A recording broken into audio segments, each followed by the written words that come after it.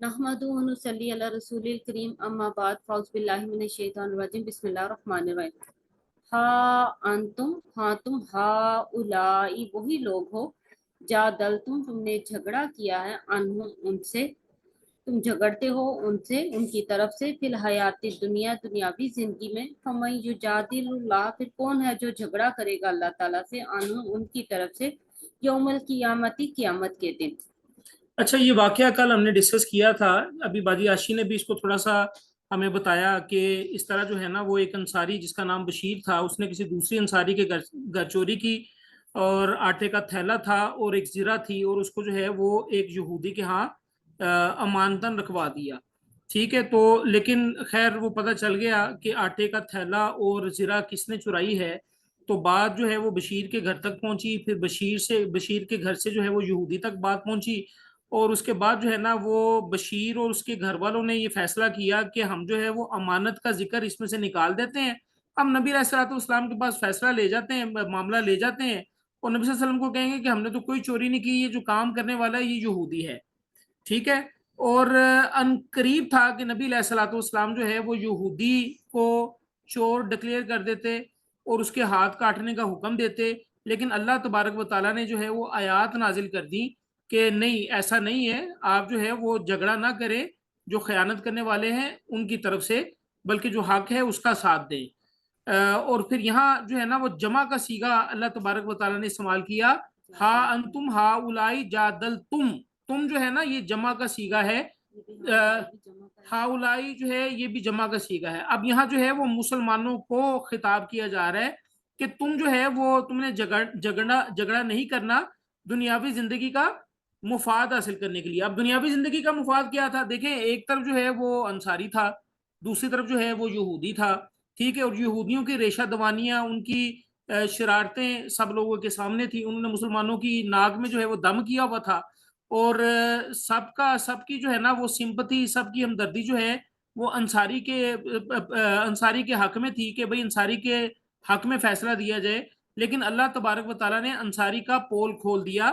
Basically वो अंसारी मुसलमान नहीं था, बेसिकली वो मुनाफिक था, तभी तो वो झूठ बोल रहा है।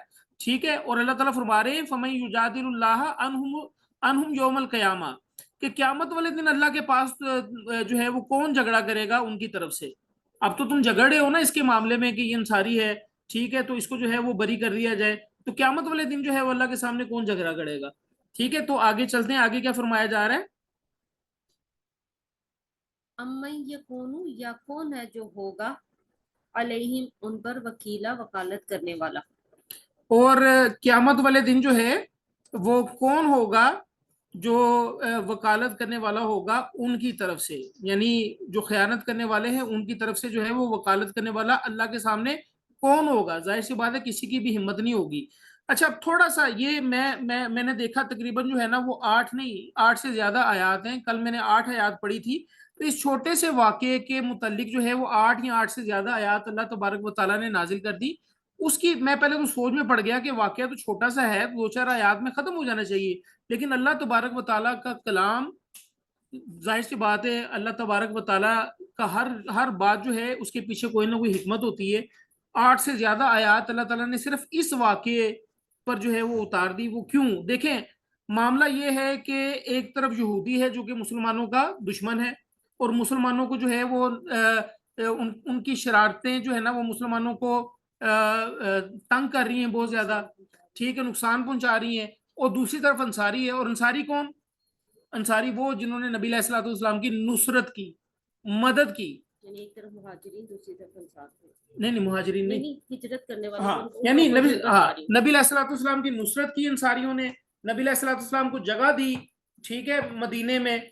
तो अब जो है ना मामला देखेंगे कितना जो है ना वो पेचीदा मामला है। ये सिर्फ नबी अलैहिस्सलाम के साथ ये वाकया अल्लाह तबारक व तआला ने इसलिए उनके साथ ये वाकया हुआ تاکہ قیامت تک لوگوں کو یہ نصیحت حاصل ہو جائے کہ بھئی جو حق پر ہوگا نا ہم نے اس کا ساتھ دینا ہے، چاہے پہلو میں بیٹھا ہوا ہمارا اپنا سگا بھائی کیوں نہ ہو، اگر وہ غلط ہے تو وہ غلط ہے، ٹھیک ہے، اگر کوئی دوسرا ہمارا مخالف ٹھیک ہے تو ہم نے اس کی حمایت کرنی ہے۔ یہاں معاملات جو ہے وہ معاشرے میں بگاڑ کیوں پیدا ہوتا ہے؟ معاشرے میں بگاڑ اس لیے پیدا ہوتا ہے کہ بھئی اے میرا بھرا ہے اے تو غلط ہو ہی نہیں سکتا، اے میرا پیو ہے اے تو غلط ہو ہی نہیں سکتا، بھی ہو جاتا ہے کہ وہ غیر مسلم ہے تو ہاں اس کے حق میں ہم کیوں فیصلہ ہاں وہ غیر مسلم ہے اور یہ مسلمان ہے تو مسلمان کو فیور دینی چاہیے، پرسنل انٹرسٹ پہ ہاں میرٹ پر بات ہونی چاہیے، میرٹ پر بات کرنی چاہیے ہر معاملے میں، یاد رکھیے گا۔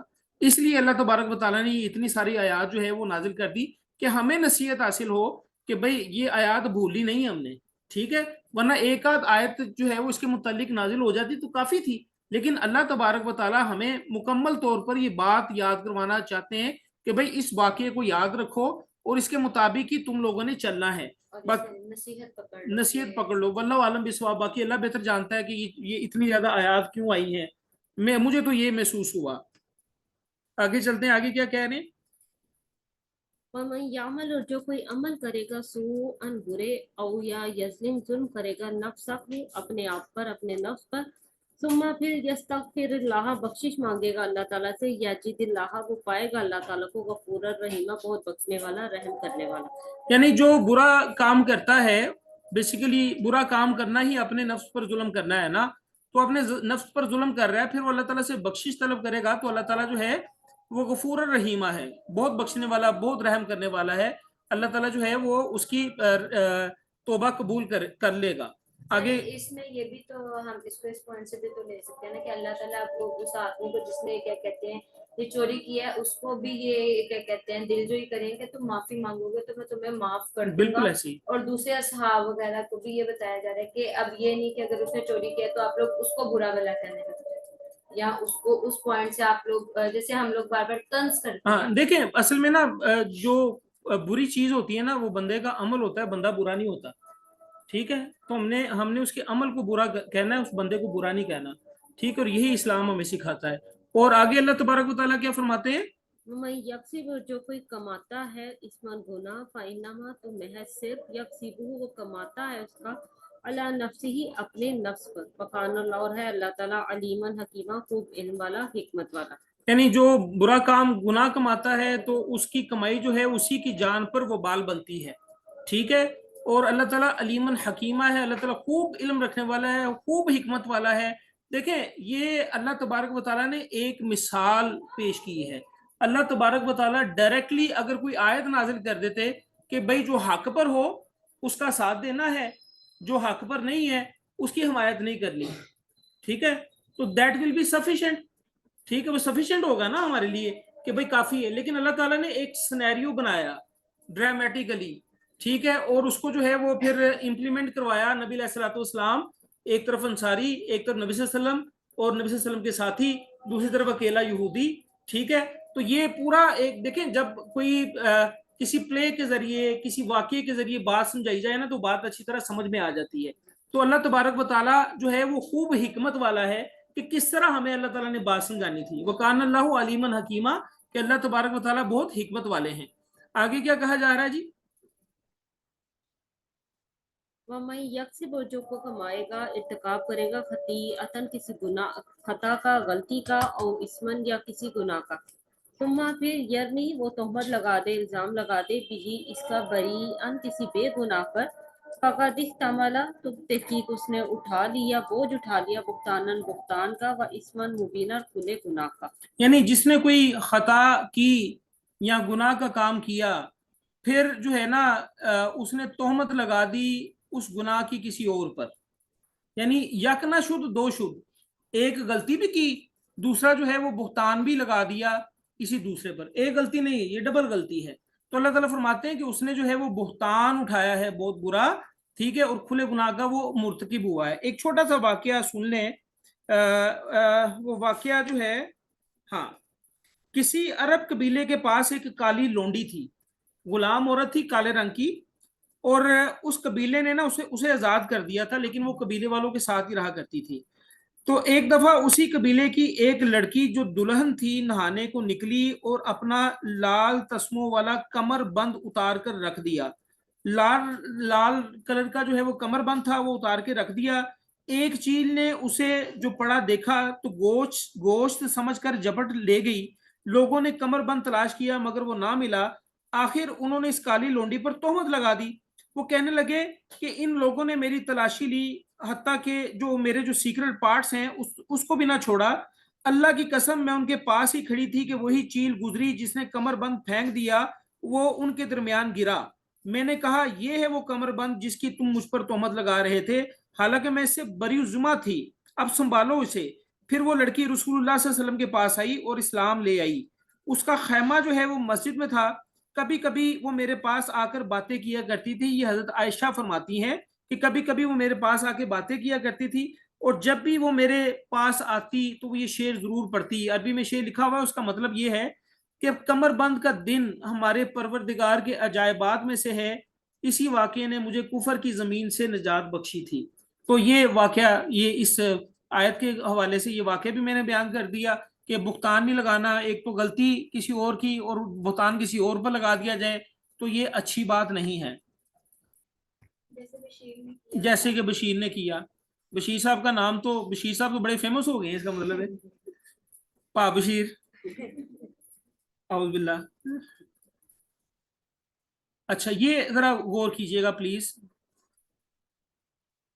فلولا، اور اگر نہ فضل اللہ، فضل ہوتا اللہ تعالیٰ کا علیہ آپ پر، ورحمتہ، اور اس کی رحمت، لہمت، البتہ ارادہ کر لیا تھا، قصد کر لیا تھا، طائفتم، ایک گروہ نے، منہم، ان میں سے، ان یضلوک، یہ کہ وہ گمراہ کر دیں آپ کو، بھٹکا دیں آپ کو. جی یہ کا کی ضمیر جو ہے نا یہ سنگل ہے، یہ نبی علیہ الصلوۃ والسلام کی طرف اشارہ ہے. ٹھیک ہے، تو ضلالت کہتے ہیں راہ سے ہٹ جانا. ٹھیک ہے، تو اللہ تعالیٰ کا فضل اگر آپ صلی اللہ علیہ وسلم پر نہ ہوتا اور اللہ کی رحمت جو ہے وہ آپ صلی اللہ علیہ وسلم پر نہ ہوتی تو ایک گروہ نے جو ہے یہ قصد کر لیا تھا کہ وہ آپ کو راہ سے ہٹا دیں. ٹھیک ہے. اچھا اب اگر اللہ کا فضل اور اللہ کی رحمت نہ ہوتی، یہ واقعہ اللہ تبارک و تعالیٰ وحی کے ذریعے، جبرائیل امین کے ذریعے نہ جو ہے وہ بتاتے نبی علیہ الصلوۃ والسلام کو، پھر کیا ہوتا؟ پھر پا بشیر نے بچ جانا تھا. ٹھیک ہے، بشیر بھائی جان نے بچ جانا تھا نا، اور یہودی کے ہاتھ کٹ جانے تھے، لیکن اللہ نے اپنا فضل کیا. اب اس ضمن میں بھی ایک چھوٹی سی حدیث سن لیں کہ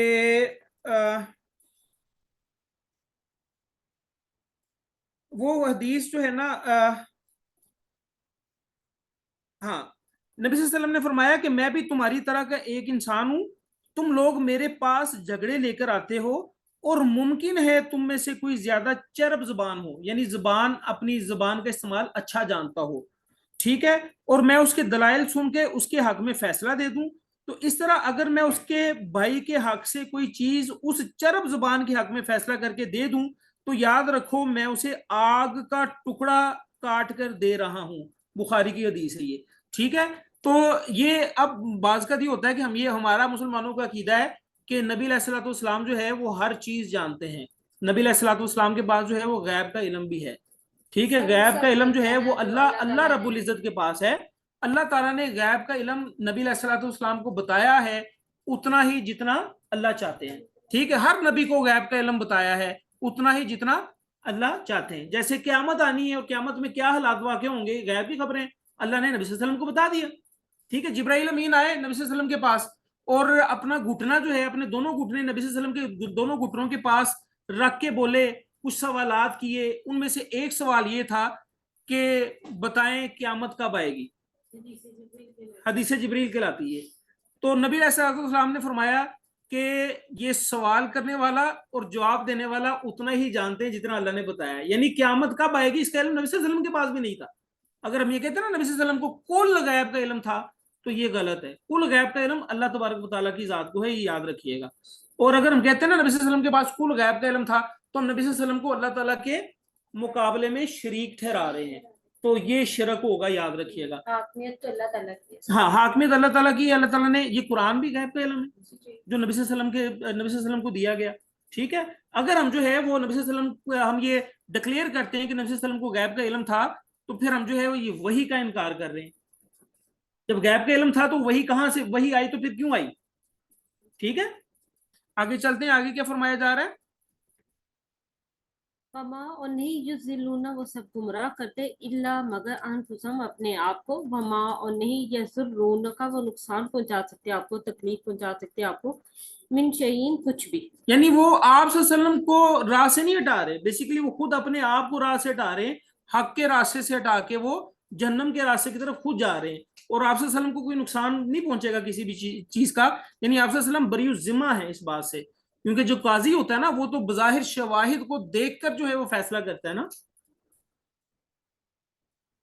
تو اس طرح لائرز کا بھی کوئی اس ٹائپ کا نہیں ہے. ہم وہ انشاءاللہ ڈسکس کرتے ہیں. بڑی آخری آیت جو ہے نا وہ یہ ذرا سن لیں.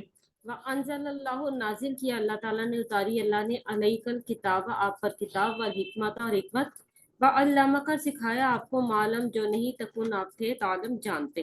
اچھا, اب یہ آیت جو ہے نا وہ بڑی سیلف ایکسپلینیٹری آیت ہے کہ اللہ تبارک و تعالیٰ نے آپ پر کتاب اتاری اور حکمت اتاری, وعلمک اور سکھایا آپ کو. کیا چیز سکھائی؟ معلم تکن تعلم, جو آپ نہیں جانتے. ٹھیک ہے, تو یہ کیا ہے؟ یہ قرآن ہے. ٹھیک ہے, یوسف علیہ السلام کے متعلق ہم نے جب پڑھا تھا سورہ یوسف میں, تو اللہ تبارک و تعالیٰ فرما رہے تھے کہ نحن نقص علیک احسن القصص, کہ ہم آپ کو جو ہے بہترین قصوں میں سے قصہ سناتے ہیں, اور اس سے پہلے آپ کو اس قصے کا پتہ نہیں تھا. مریم کے واقعے میں تو آتا نا کہ آپ اس وقت وہاں پہ نہیں تھے جب وہ اپنی کلمے ڈال رہے تھے. ہاں دیکھیں وہ بچی یعنی کلمے ڈال رہے تھے, سمندر میں کلمے ڈال رہے تھے زکریا علیہ السلام اور دوسرے علماء کرام کہ کون مریم کی کفالت کرے گا. تو اللہ تعالیٰ نے قرآن میں کہا کہ آپ اس وقت موجود نہیں تھے جب وہ کلمے ڈال رہے تھے کہ کون مریم کی کفالت کرے گا. اور ہمارے کیا کانسیپٹ بنے ہوئے ہیں, اگر کوئی یہ بات کہہ دیتا ہے نا اس پر ٹیگ لگا دیا جاتا ہے کہ اے بھابی گا جے نہ گل نہیں کرنی تھی, گل بھی سننی بھی نہیں کی. حالانکہ دیکھیں ٹیگ کے ساتھ کسی نے بھی جنت میں نہیں جانا, ٹیگ کے ساتھ کسی نے بھی امال سے جانا ہے, عقیدوں سے جانا ہے. ٹھیک ہے, اللہ تبارک و تعالیٰ کہتے ہیں نا کہ جو اللہ شرک کے علاوہ کسی سارے گناہ کو بخش دے گا لیکن شرک کی معافی نہیں ہے. تو شرک کیا ہے؟ عقیدہ ہے. ٹھیک ہے, تو عقیدے کی معافی نہیں, یاد رکھیے گا. عقیدہ درست کریں, باقی اعمال میں کمی بیشی ہو جاتی ہے. وکانا فضل اللہ, وکانا ہے فضل اللہ اللہ کا فضل, علیہ آپ پر, عظیمہ بہت بڑا, اور اللہ کا فضل آپ پر بہت بڑا فضل ہے. اچھا, اب اس ضمن میں دو چھوٹی چھوٹی حدیثیں سن لیں کہ جابر بن عبداللہ کہتے ہیں کہ رسول اللہ صلی اللہ علیہ وسلم نے فرمایا کہ مجھے 5 چیزیں ایسی ملی ہیں جو مجھ سے پہلے کسی پیغمبر کو نہیں ملی. ایک یہ کہ 1 ماہ کی مسافت پر دشمن پر میرا روب طاری ہو جاتا ہے, نبی صلی اللہ علیہ وسلم نے فرمایا. دوسرا یہ کہ ساری زمین میرے لیے مسجد اور پاک بنا دی گئی ہے, لہذا میری امت کا شخص جو ہے نا جہاں مرضی نماز پڑھ سکتا ہے سوائے حمام کے. تیسرا یہ کہ غنیمت کے مال جو ہے وہ مجھ پر حلال ہوئے ہیں, نبی صلی اللہ علیہ وسلم سے پہلے کسی بھی امت پر غنیمت کے مال, اموال غنیمت جو ہے وہ حلال نہیں تھا, ان کو جلا دیا جاتا تھا. اچھا, چوتھے یہ کہ شفاعت کبریٰ یعنی قیامت والے دن جو ہے وہ نبی صلی اللہ علیہ وسلم شفاعت فرمائیں گے.